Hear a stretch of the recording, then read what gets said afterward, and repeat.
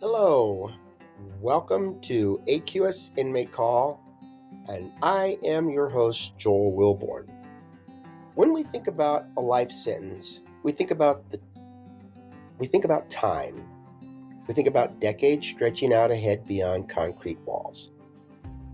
But there is a hidden tax on that time, one that doesn't just steal your future, but aggressively hollows out your body in the present. In the corrections world, there is a term you won't often find in the official brochures, but every healthcare worker and advocate knows it intimately: accelerated aging. The data tells a brutal story. Incarceration fast forwards the human body to roughly 10 to 15 years. But when you look at incarcerated women, that biological clock spins even faster. Right now, across the country, women in their early 50s behind bars are navigating chronic health crises, cognitive decline, and physical frailty typical of women in their mid to late 70s on the outside. They are growing old before their time, trapped in bodies that are breaking down under the weight of the institution. A vital new podcast titled Dying on the Inside has recently put a spotlight directly on the crisis. It documents the lives of women serving life sentences, laying bare a devastating reality. The system isn't just taking their liberty, it's rapidly consuming their physical selves. How does this happen? How does a 50-year-old woman end up with the joints, the heart, and the immune system of a septuagenarian? It's tempting to look at a prison sentence as static. You enter, you sit in a room, you wait. But a prison environment is a highly active, corrosive force. Dying on the inside breaks down into three distinct, everyday pressures that function like an environmental toxin: chronic stress, malnutrition, and a fundamental lack of preventive care. First, let's talk about the stress.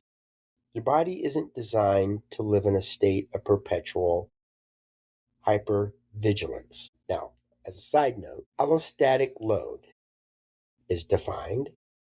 This is the medical term for the wear and tear on the body that accumulates when an individual is exposed to chronic, repeated stress. In a maximum security environment, that stress response never turns off. The constant noise, the lack of privacy, the threat of volatility, and the profound grief of separation from the family keep cortisol and adrenaline surging through the system. Over a decade or two, this relentless allostatic load literally degrades cellular health. It weakens the cardiovascular system and triggers premature inflammation. Second, look at the fuel. The food provided in institutional settings is notoriously high in sodium, heavily processed, and deeply lacking essential nutrients. When your diet for 20 years consists of cheap starches and low-grade proteins, your body lacks the building blocks to repair itself. Diabetes, hypertension, and severe bone density loss aren't just risks. They are practically built into the menu. And finally, there is the medical bottleneck. In the outside world, if you feel a strange ache or notice a lump, you make an appointment. Behind bars, a request for basic medical attention, a cop-out, can take weeks or even months to process. Minor treatable issues morph into chronic, irreversible conditions long before a doctor even takes a look. While accelerated aging affects everyone inside, the crisis hits women differently and often more acutely. The institutional framework of most prisons was built by men, for men. When women are placed into these systems, their specific psychological and sociological needs are frequently ignored or treated as an afterthought. Consider menopause. On the outside, managing menopause involves dietary adjustments, targeted supplements, regular bone density screenings, and often communication with the gynecologist. Inside, a woman experiencing severe hormonal shifts, debilitating hot flashes, and rapid bone thinning is often met with complete indifference. She is left to manage a profound biological transition on a steel bunk in a poorly ventilated cell.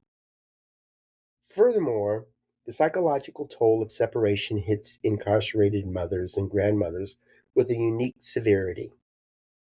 The emotional trauma of missing milestones, of watching your children grow up through fragmented, monitored phone calls, manifests physically. The grief doesn't just sit in the mind, it settles into the bone. It shows up as autoimmune flares, severe gastronomical distress, and early onset arthritis. By the time these women reach 52 or 55, they are dealing with a complex web of comorbidities that the prison infrastructure is entirely unequipped to handle. This brings us to the core question of dying on the inside, focuses us to confront. What is the purpose of this? When a woman serving a life sentence becomes so frail that she requires a walker to get to the chow hall, or when she develops advanced dementia and can no longer remember her own crime, who is being protected? We are currently maintaining an incredible, expensive, ad hoc network of geriatric wards inside our corrections system. We are paying astronomical sums for specified medical transport, around the clock nursing care, and palliative treatments behind razor wire. Yet, mechanisms for compassionate release or medical parole remain incredibly rigid, bureaucratic, and rare.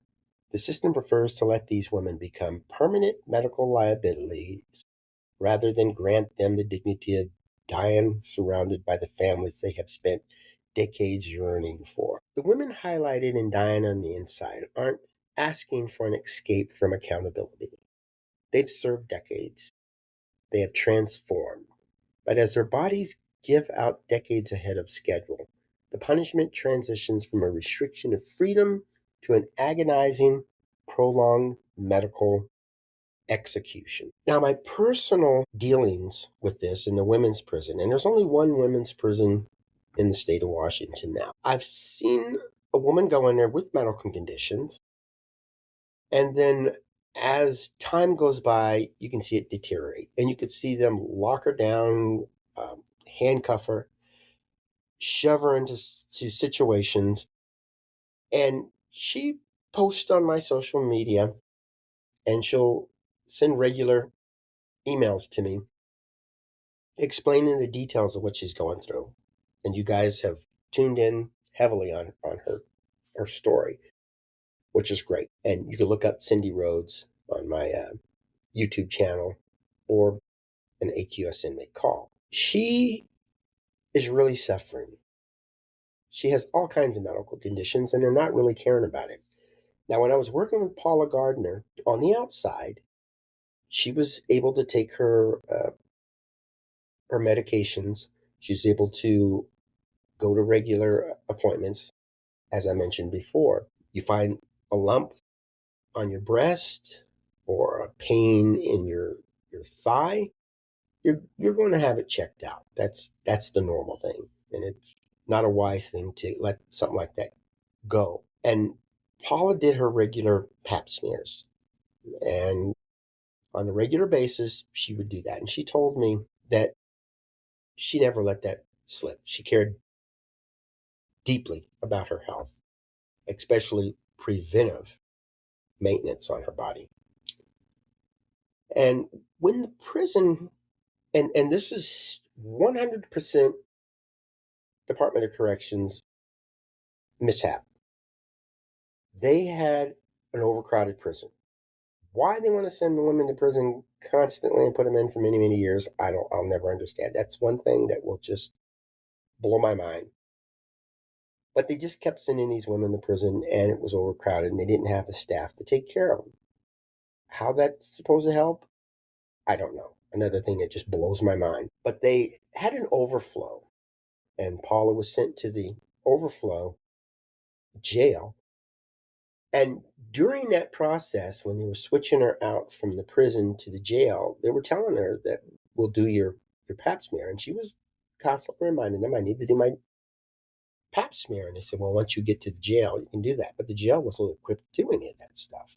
They can't just pick people up and take them off to the medical facility. So she was overlooked.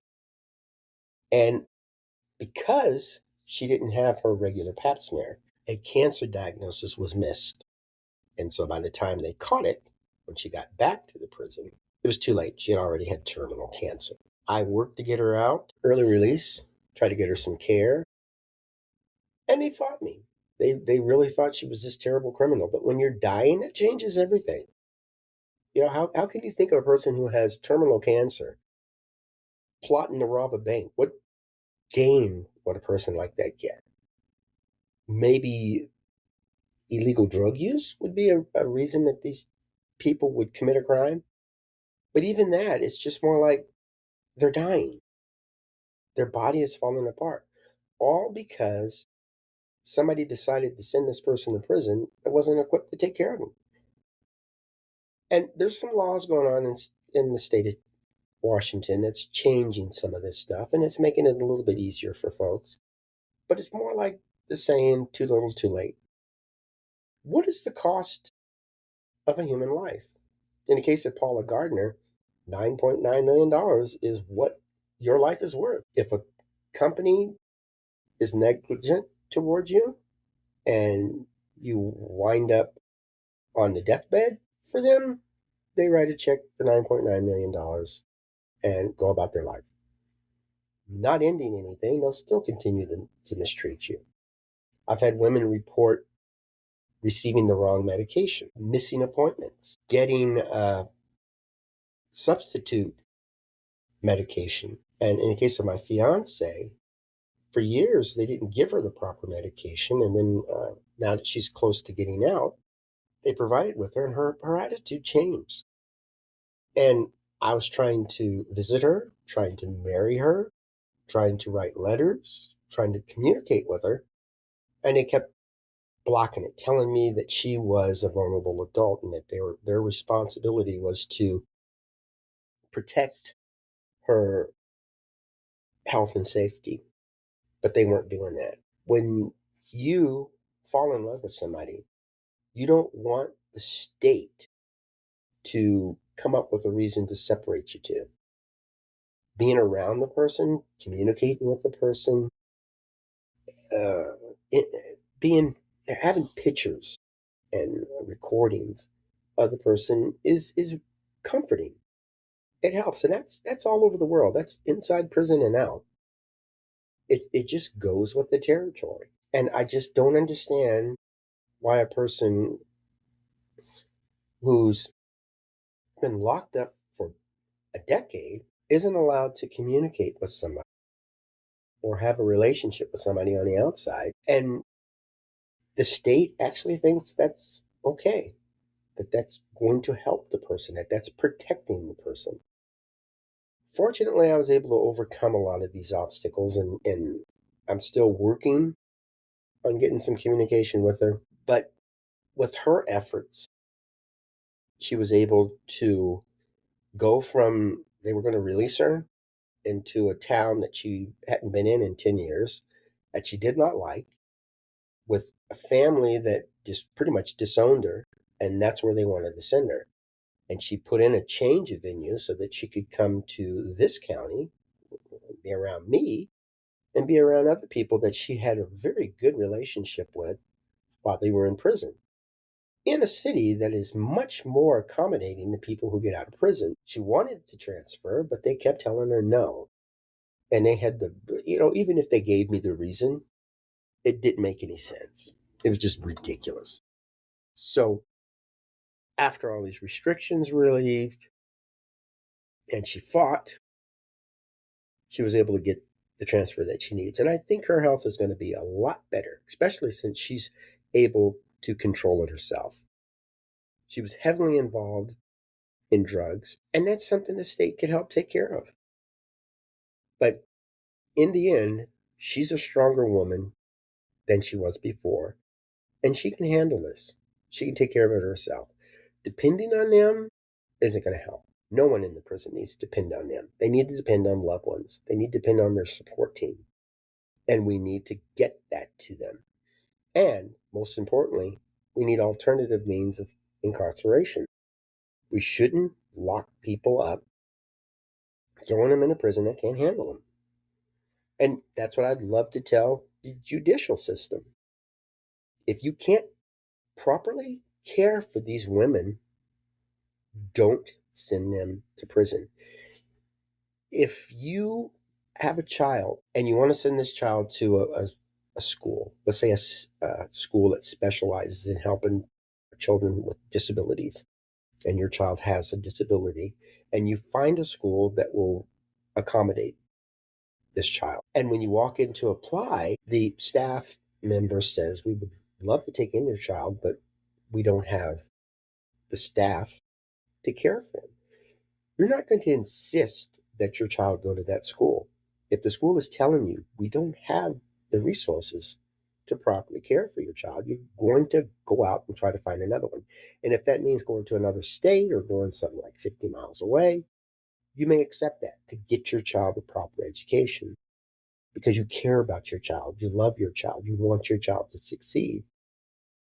The state of Washington and a lot of the other states, they'll send your loved one and anybody else's loved one to an overcrowded, ill-equipped prison. And these people, especially if they're 50 or above, most likely are going to come out in worse condition than when they went in. I just don't see the rationality behind that. It doesn't make any sense to me. That's one of the things I do as an advocate. And hopefully we can get the support of the community and we can get these people back out in society to be productive. Because in the end, when you're standing in line buying your groceries, the person in front of you, the person behind you, the person behind the counter could very much well be someone who was in the prison system and who was terribly mistreated. And now their mental state is trying to blend back into society. What could happen?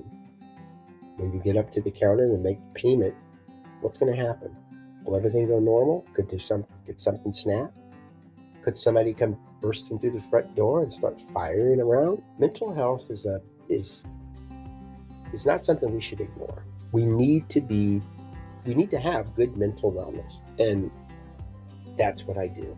I try to get people the assistance, just like in Europe. In Europe, they have one-on-one counselors who try to figure out what caused these people to just go off the edge. And most of the time they figure it out. They work with them, they get the resources they need, and these people get back out to society, and now their prisons are minimum capacity. And many European countries will rent out their prisons to other countries because they just don't have enough people to put in there. That's the way things should be. Right now it's a dream, but we can't give up. We certainly can't give up. So it's easy to ignore what happens behind the walls because the system is designed to keep these women invisible. But projects like Dying on the Inside shattered that isolation. They remind us that human rights do not stop at the sally port. Accelerated aging is a minor reflection, or accelerated aging is a mirror reflecting the deeper structural rot of our punitive culture. If we pride ourselves on being a civilized society, we cannot tolerate a system that turns a 50-year-old woman into a frail elder through sheer neglect and systematic stress. We highly recommend giving Diane on the Inside a listen. Listen to the voices of the women who are living the reality right now and ask yourself what true justice looks like. Thanks for listening to AQS Inmate Call. Stay tuned, stay informed, and keep listening to the voices the system tries to silence.